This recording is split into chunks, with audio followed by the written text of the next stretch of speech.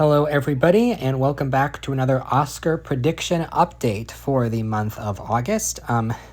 It's funny, when I started making these prediction videos, the idea was always that I'd do it early in the month, and somehow along the way that changed to me doing it later in the month. Maybe at some point in the future I can catch up, but I definitely owe you one this month, and I want to do one before the fall film festivals, which are going to start very, very soon. So this is sort of a last little check-in before we get to those festivals, because once we get them, we're going to have a clearer picture about a lot of these movies. A lot of them will have been seen, and that is one of the big turning points in the race when we know a lot more.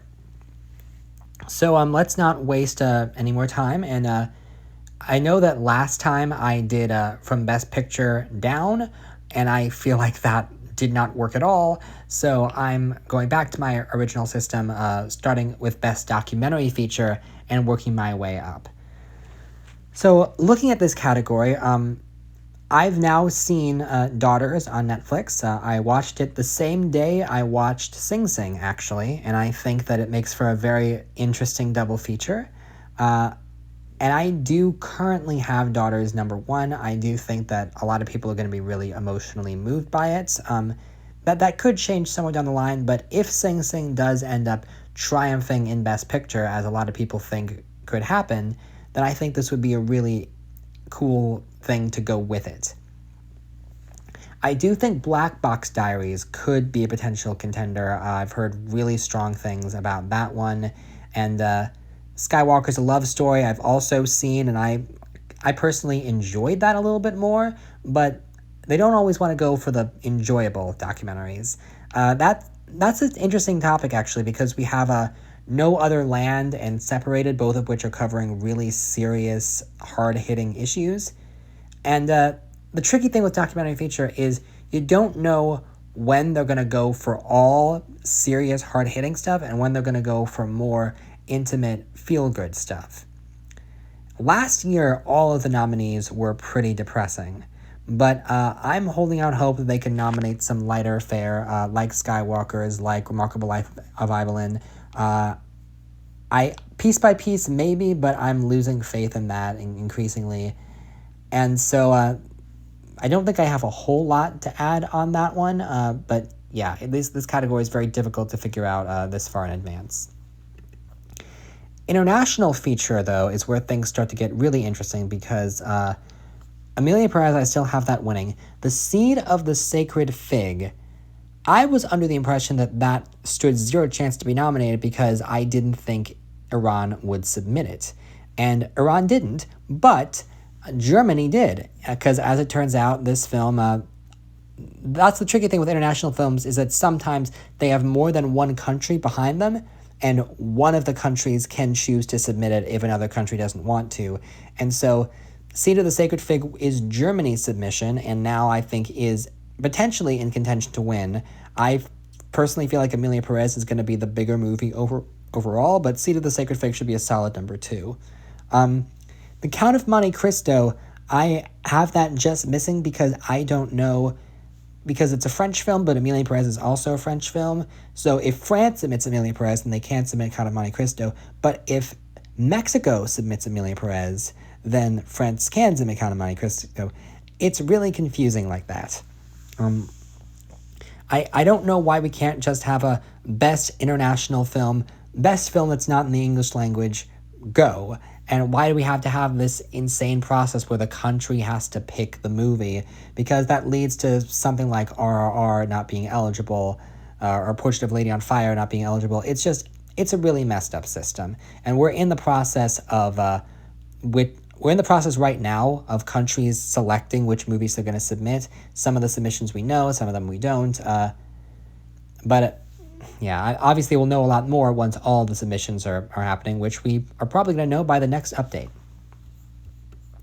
Best Animated Feature. Speaking of we'll know by the next update, The Wild Robot is going to play at TIFF, and they booked 10 slots for it at TIFF, which I think means they're very confident in it. Now, not all confidence is well-placed, so we'll have to wait and see, but people really, really want The Wild Robot to be amazing.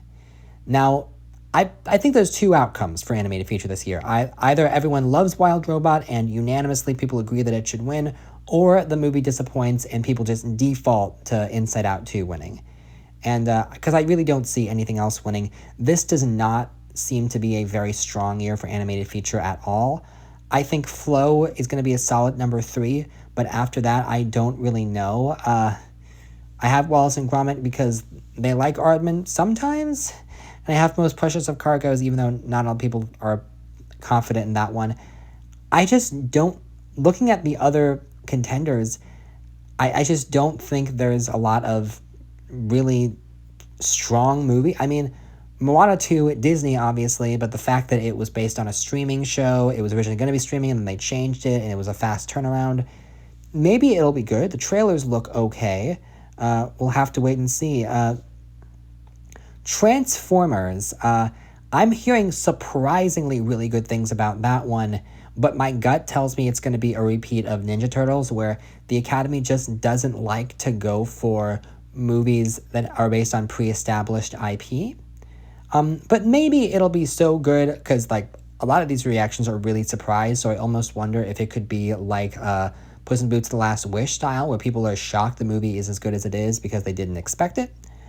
But, oh yeah, I should probably mention Lord of the Rings. I had this in the top 5 for a long time, but after seeing the trailer, it doesn't look bad, but it looks very niche. And I think this anime style, obviously an anime movie won the category last year, but this is not Studio Ghibli. This is a more Attack on Titan style that some people love, and it's certainly going to get a lot of eyes on the movie, but I don't know if this is going to be the Academy's taste. And I put Ultraman Rising there just to be cute, because I think a lot of people really like it, but just like with Transformers, based on a pre-existing IP. So, I really don't know. This does seem like an unfortunately weak lineup. Best Sound, okay, so a few things have changed. I've moved Emilia Perez up because I have a lot more faith in that one. And A Complete Unknown appears at number 10. So this is a movie that we didn't think was going to be this year, because they just finished filming it. But they somehow were able to edit together a trailer really, really fast as soon as they were done, and they announced a release date, and apparently the movie's already had early screenings, which is insane considering how fast the turnaround time is.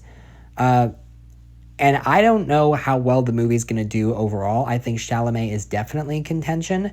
I don't know if it's going to be in contention for picture. It seems like kind of a generic biopic to me. But then again, Bohemian Rhapsody and Elvis both got in. So sometimes the Academy really loves their music biopics. We will have to wait and see with that one. Speaking of music, Best Original Song. Okay, this is as good as time as any to talk about this. Joker, Folie à Deux. So I have decided to remove Joker from all categories except for song. And there's a couple reasons why. I was never optimistic about this movie to begin with, and recent factors have caused me to be less and less optimistic about it. First of all, the whole Joaquin Phoenix and bowing out of the Todd Haynes movie is now casting a dark cloud over him as an actor and also over the movie. And during the press junkets, it's going to be this thing that keeps getting brought up. And there was that recent article that didn't make as much press where Todd Phillips really tore into the musical genre and was like, this is not a musical. Don't think of this as a musical. This is just a movie where the character sings instead of dialogue because it's what come naturally to them. And we're like, that's what a musical is, you bozo. And he just was really disrespectful. And I don't know if this is what he actually believes or if he's just saying what he feels he needs to say to convince non-musical fans to see it. But yeah, I'm just getting really bad vibes from this. I'm also hearing that, Phoenix and Gaga are singing bad on purpose because it's how the characters would sing. It just, the more I learn about this movie, the worse I think it's going to be. I think that this could potentially be a disaster. Almost maybe a This Had Oscar Buzz type failure.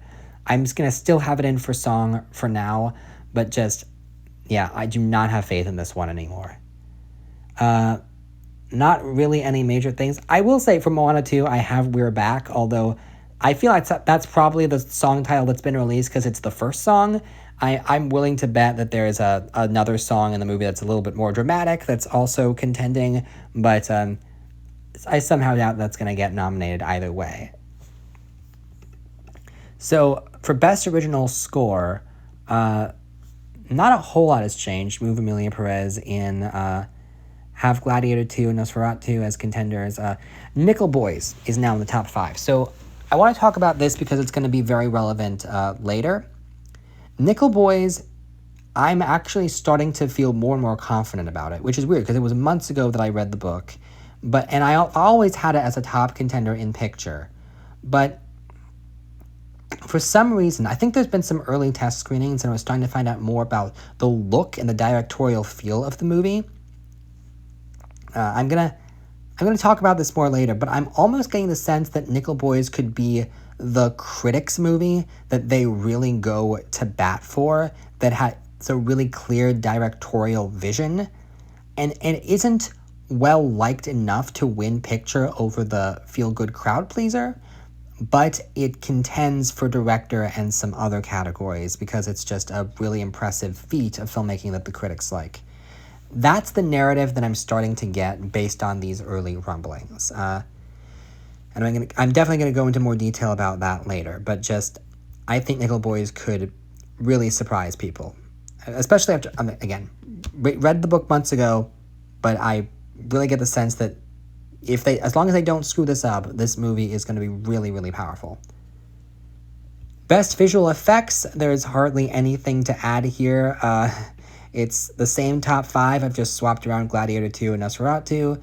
I added Alien Romulus there because maybe it'll make the short list, but I actually feel pretty confident about the top 5. Makeup and hairstyling, I don't think I've changed too much here. I've taken out a few things. I still think Wicked's going to win. I think Dune's getting nominated. Night Bitch, okay, I can talk about this. Last updates, I had Night Bitch doing very, very well across the board, and I've sort of started to lose faith in it. I think I was coming off the high of reading the book, and it's like, ooh, wow, this is really interesting. But in retrospect, I'm like, yeah, this is very against type for the Oscars, and I'm still leaving the door open that maybe they can go for it in a big way, but maybe they won't. And it's interesting because with Night Bitch and The Substance, we have two body horror transformation films, which always have really impressive makeup that the Oscars always ignore because they don't like body horror. But I think that Night Bitch can contend here over The Substance because the fact that Amy Adams is debatably in the race means Oscar voters are more likely to watch the film. And I don't want to throw shade against The Substance, but Oscar voters just do not watch horror movies that are labeled as exclusively horror. When they're labeled as really, really disturbing, the older Academy members don't like watching it. It's the same reason they didn't watch Hereditary. So I've heard the reviews. I know that The Substance is great. I don't doubt that, but I do doubt that Academy members will take the time to watch it considering all of these notices. Best costume design, same top 5, a few little changes in the 6 through 10. The Flood, I don't really know what that is, but the photo suggests a lot of Victorian period costumes, and maybe that could be a thing that they go for. But not much to add there. For production design, anything new? No, not much. Nickel Boys at 7, Conclave at 8. I'm like, maybe they'll go for this, depending on how well they like the movie overall. And then The Piano Lesson at 9. So this is the first time I'm talking about that movie. The trailer dropped, and I found it to be really intriguing. It's so weird because after Fences and Ma Rainey, I had sort of an idea of what to expect. Oh, this is just going to be a play on screen. And the trailer does not look like that at all. Like, I'm kind of shocked by the vibe that the trailer gets and how intense and cinematic and the amount of different locations that we see. This does not look like a play, and maybe they're just selecting certain moments for the trailer and the actual movie has very little of that, but I am really intrigued by what this is going to be. I'm not familiar with the play, but maybe that'll be the next thing that I read. But yeah, really, really rooting for this one. Not rooting for it. It's not in the top 5 for production design, but curious as to how far I can go, and I'll talk about that more in future categories. Cinematography, not a whole lot to say. I've boosted up Nickel Boys and Conclave. And actually, this might be a good time to talk about the fact that I have Dune Part 2 winning in most of the below-the-line categories, and that feels weird, but it's kind of just a default number 1. I don't know if I actually think it's going to win this stuff, but I know it's going to do very well, and it's kind of just the one thing that I feel confident checking off, because it's the one movie that's been seen and universally loved, at least when it comes to the below-the-line categories. Film editing, I also have Dune Part 2 winning. Nickel Boys moved up, Anora moved up. I heard great things about the editing in both of them. Oh, this is the first mention of Saturday Night. I don't really know what to make of that. I think it could be a big contender, or it could just be like a lone screenplay thing. But it certainly looks interesting. And so if the fact that it all takes place in real time has me thinking it could be an editing contender, but I'm not really sure. Oh, this is the first time I can talk about Sing Sing. I have it in for song, and I think it's in 6 through 10 for score. But I've seen the movie, and while I think it can do very well in the above-the-line categories, I am a little bit anxious.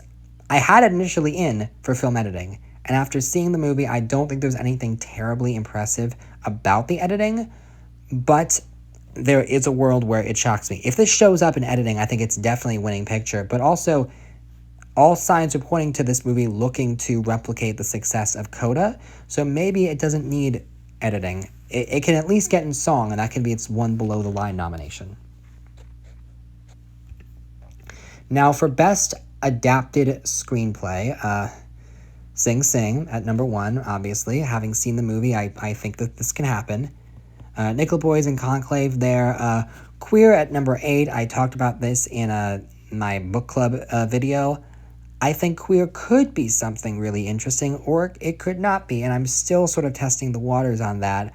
I'm really curious to see how they go about adapting it. Not much has changed.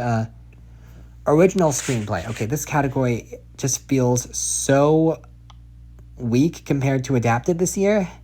And looking at the contenders, I think Saturday Night is definitely getting in. I think after seeing the trailer, part of the reason why I didn't have it in prior to that was I thought it was going to be postponed until next year. But no, it's coming out, and the screenplay is certainly going to be a big aspect of this movie. And then at number 5, I have The Brutalist. And this is the one and only place where I have The Brutalist in my predictions. I know that some people like this is going to be one of the top movies that this comes out at TIFF, and we'll have to wait and see about that. I'm a little bit trepidatious because of the length and because the director's previous work. But we'll wait and see, and if the category is really this weak, maybe it can contend. But I do have challengers just waiting in the wings. I'm just like, okay, I'm just testing the waters by putting Brutalist in screenplay, and then we'll wait to see what the reaction is after it premieres. Best Supporting Actor. So I have finally moved Samuel L. Jackson into the number 1 spot, but it is not because of the trailer. That might be part of it, but it is actually more because having seen Sing Sing, I am confident that Clarence Macklin is getting the nomination, but I am now pretty hesitant to predict him to win. Because what I didn't realize before I saw the movie is that Macklin is quite literally playing himself. He is not a trained actor who is essentially reenacting this true story that happened to him. And in fact, everyone in the movie except for Colman Domingo and Paul Raci is doing that, essentially. And don't get me wrong, this is very, very impressive, and it's a great narrative, and it's going to get him the nomination. But in terms of a win, the fact that he wasn't really an actor before this, and chances are is not really going to pursue much of an acting career beyond this, makes me skeptical that he can win. I think people are going to ask, okay, but how much range does he have as an actor? And especially when he's up against someone like Samuel L. Jackson, who has been in the industry for a long time, and this would be a first real recognition of that. He got one nomination for Pulp Fiction and then hasn't been back since. I do think that Macklin is very good, is going to get the story, but I think it would be unlikely for him to win. I still have Tucci and Lithgow getting on, and Edward Norton, from what I hear from early test screenings of that movie, is a standout of the film, and he's another well-respected actor who, funnily enough, seems to get nominated every decade. Nominated in the 90s for Primal Fear, American History X, Birdman, so he missed the 2000s, but he's going to get nominated in the 2010s. I do think Drew Starkey could potentially have a really interesting role after reading Queer, and not much else to say regarding the shuffling around of the names. Supporting actress. Okay, so Oscar Expert made a video on this, and they had a pretty good argument for putting Zoe Saldana in supporting actress, even though her role is borderline lead, but we think that Carla Sofia Gascon is going to be pushed as the lead of the movie, which means Saldana, as a co-lead pushed into supporting, has a very good likelihood of getting nominated, especially if the movie is doing well. And Saldana is another one of those people who it's surprising that they haven't been nominated for an Oscar before, and this nomination is a great way to rectify that. Now, I will say, I really hate that I moved Ariana Grande out, but honestly, it's less to do with me thinking she's going to be good and the movie is going to be amazing and her performance is going to be good. I think the problem is that she's also kind of co-lead, like with Zoe Saldana, oddly enough. I think especially considering that this is the first half of Wicked, I think Glinda and Elphaba are really co-leads in this story, and so there's going to be a lot of people trying to put both of them in lead, but I think they might fraud with supporting, and I think there might be category confusion that will put her out of either category. The same way someone like Richard Gere in Chicago, maybe he's lead, maybe he's supporting. We don't know. He gets votes in either and ultimately couldn't get nominated. Now Selena Gomez might get on. I mean, Amelia Perez could be the double nomination in supporting, but I'm already predicting that for Conclave. So we'll wait and see. Leslie Manville, I just don't know about because her character is not in the book, but maybe she could be just the right missing piece that the story needs to work. So we'll wait and see about that. Best Actor. Okay, so obviously the big move here is putting Timothée Chalamet into the number 2 slot. Some people have him winning, and I think that makes sense, but I'm not so sure I can pull that trigger because I don't think the film is getting into Best Picture. I could be wrong, and if the film does get into Best Picture, then this could definitely make sense. But right now I have Domingo in because he's attached to what I think could be the likely Best Picture winner, and so the package just makes more sense to me. Fiennes and Craig. I've talked about this before. Not much else has changed regarding The Apprentice. I'm still waiting for someone to be bold enough to give that a release or someone to pick it up. I think with everything going on in the election, it's going to be the October surprise, and it's going to play a part. Now, both Gabriel LaBelle in Saturday Night and Adrian Brody in The Brutalist, I think could potentially join the conversation. I'm particularly interested in LaBelle and what he has to do. And Joaquin Phoenix, I don't think is happening at all. I finally, at least the category is a little bit richer than it was. Before I had Tom Hanks in here in that 10th slot. I was very anxious to get rid of him, and we have some very exciting names to come in and get him out of there. So, Best Actress. So, I've slightly changed up the order here. I believe, I took out Amy Adams. I think she could still get nominated, but that movie is just such a question mark. Even after reading the book, I'm like, this could hit, this could be a big deal, or it could not be a big deal, or it could just be too bizarre for the Academy. I hate saying that because after Everything Everywhere and Poor Things, we know the Academy is okay with bizarre if the movie's good enough. So I'm not fully getting rid of it. I just think the top 5 feel like safer bets to me. And I have Mikey Madison at number 1, even though she's kind of a new star. It feels weird. I also think it's not 100% impossible that Lady Gaga gets in as a surprise nomination for Joker Folie à Deux, but I find that really unlikely. Now, Best Director. Okay, I talked about this earlier. Nickel Boys is going to be a really well-directed film, and the direction is going to be on full display. The more I'm learning about that project, what the film is going to be through test screenings, it really seems like the critics are going to go wild for this movie. And I think, okay, not to, my opinion in picture has not changed. I think Sing Sing could be this year's Coda, but I think that Nickel Boys could be this year's Power of the Dog. Now, I did have Steve McQueen in Blitz there, I sort of as the big flashy movie that wins director, but I'm starting to get a little bit hesitant regarding Blitz. I feel like that might be the Beatty on paper movie that doesn't have the heart and soul to really connect with people. I mean, we've seen with the past 2 Scorsese movies, Irishman, Killers of the Flower Moon, or maybe Mank, these movies that look like huge awards deals on paper and still get into Best Picture, but don't have... It's hard to explain. And I think Saoirse can still win supporting actress. I still think it could be a big deal, but I think it's almost too Beatty for voters to fully embrace it in director. But the good thing with Ramel Ross is we still have a black person winning Best Director, and I know I'm showing my hand, but every year I'm like, it is insane that this hasn't happened yet. Let's have it happen this year. Outside of that, there's not a ton else to say. So moving into Best Picture now, I'm like, that's it. Sing Sing, Nickel Boys.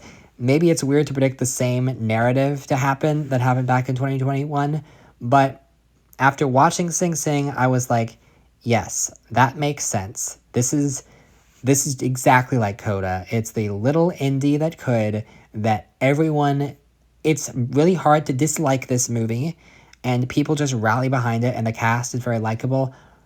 Now, to be fair, last year when I saw Past Lives, I kind of thought the same thing. I'm like, oh, this is going to go far because no one dislikes this movie. But Sing Sing has already built up quite a bit of momentum. Sadly, that momentum has not translated into box office dollars. But I do think that at least it's a placeholder is what it is. It's possible that something else could come along and really catch everyone by storm. But looking at the other movies that I have, nothing else really screams winner, and Sing Sing actually feels safe because I think people are going to watch it and feel really good about voting for it. I think seeing the reaction that it had in the theater, seeing the way my mom reacted to it, I think this is going to be something that all older Academy voters are going to watch and be like, yes, I can feel really good about voting for this. Not much movement in the top 5. I put Saturday Night into Best Picture, and I don't feel great about it because I'm literally just predicting it to get in at picture and screenplay, which is what Past Lives did last year. So it's not crazy, but I think that this one's just going to be well-liked enough, and I'm not really sure. There's a couple different directions with that last slot can go. I say last slot. The Apprentice should probably be realistically be number 9, but there's that question mark if is it going to come out in time. And so I'm still leaving The Apprentice at number 10, but the number 9 slot is where a bunch of things could go. Maybe Night Bitch does hit. Maybe The Brutalist is this thing people like. Maybe Queer hits. Maybe A Complete Unknown. That 11 to 15 range, I'm watching them. I'm like, any of these could really hit and be that and get in as that Best Picture nomination. As it stands, I feel pretty confident about 1 through 7 at least. And Wicked, maybe it's just me, but I'm continuing to have faith in it because I love the stage version so much, and I think it's going to be a box office sensation. And yeah, that's about all there is to say right now. Obviously, we'll have a lot more to say after the fall film festivals chime in. But I'm really crossing my fingers for some of these movies, really hoping to see good things for Wild Robot, for Conclave, for Nickel Boys, for Night Bitch maybe, for Queer. Like, I'm really hoping that there's some really, really good movies this year. Because there hasn't been a lot. I mean, obviously Sing Sing and Dune, but I think so far of what's come out in the first 8 months of the year, there hasn't been a lot that's truly caught people's attention and truly made people go, this is a great year for cinema. And I'm hoping that changes with the Fall Film Festival. So thank you guys for watching, and I will see you later.